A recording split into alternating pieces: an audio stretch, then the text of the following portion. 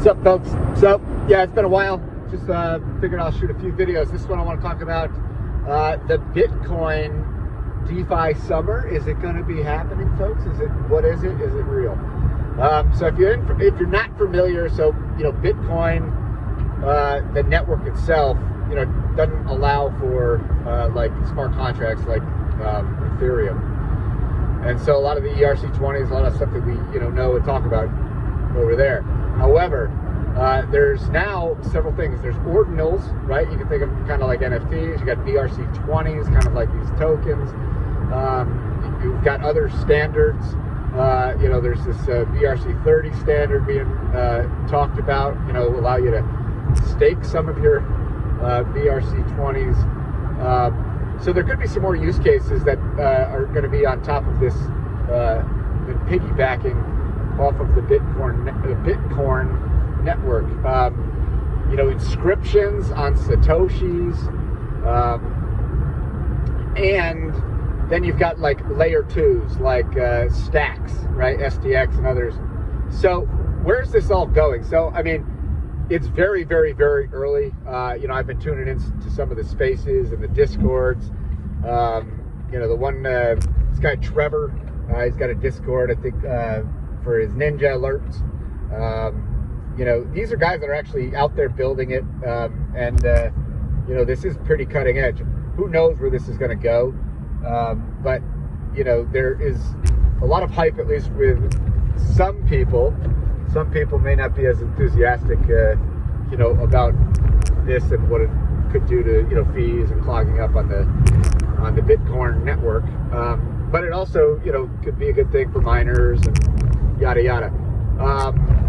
So I'm gonna not make this super long, but if you're looking to kind of, get your feet wet, basically you'll have like your wallets. So the main ones, like Unisat wallet, you've got Ordinals wallet, Xverse.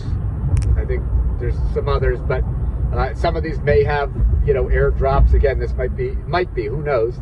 And then you'll send some Bitcoin either from an exchange or for whatever, there. Now, what you got to notice is when you go on these wallets, there's several, you could have like 4 different Bitcoin addresses, and they'll all start with like, say different, different beginnings, the first 4 letters of your address might be different. And that's because of the different upgrades that have been done to the Bitcoin network over time. So you've got like SegWit, you've got, legacy, you've got the Taproot addresses. So you want to make sure that, the addresses that that they're compatible, because not all exchanges, not everything will accept. A lot of this stuff seems to be, it seems like your Taproot address seems to be the one that is most, most are using. So people, what are they doing? They're sending money, they're inscribing, they're minting some of these ordinals, they're just playing around. It's a lot of speculation. There was definitely a, surge, and now we're kind of, in this down period. But if you're bullish on the ecosystem, you're bullish to see where this maybe goes. There's a lot happening in a short period of time. So will it turn into something eventually? I mean, I'm pretty, I'm a pretty bullish guy in general, and I do think that, that there is a lot of promise. But right now, it's kind of just, wait and see, and it's a watch and see how it unfolds. There's a couple of marketplaces, but there's not many. I mean, like Unisat has a marketplace. There's Ordinals, wallet. There's a few other marketplaces, but they're all kind of being developed. And then you have Alex Labs. You can check them out. They're probably pretty well established. At least as much established as you can be. In terms of the order books, and they're constantly listing new things.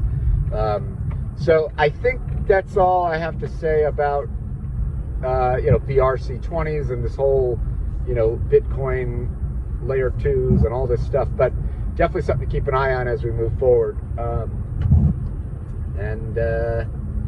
Yeah, there's more nuances to it, but I think that's it for now. Peace, folks.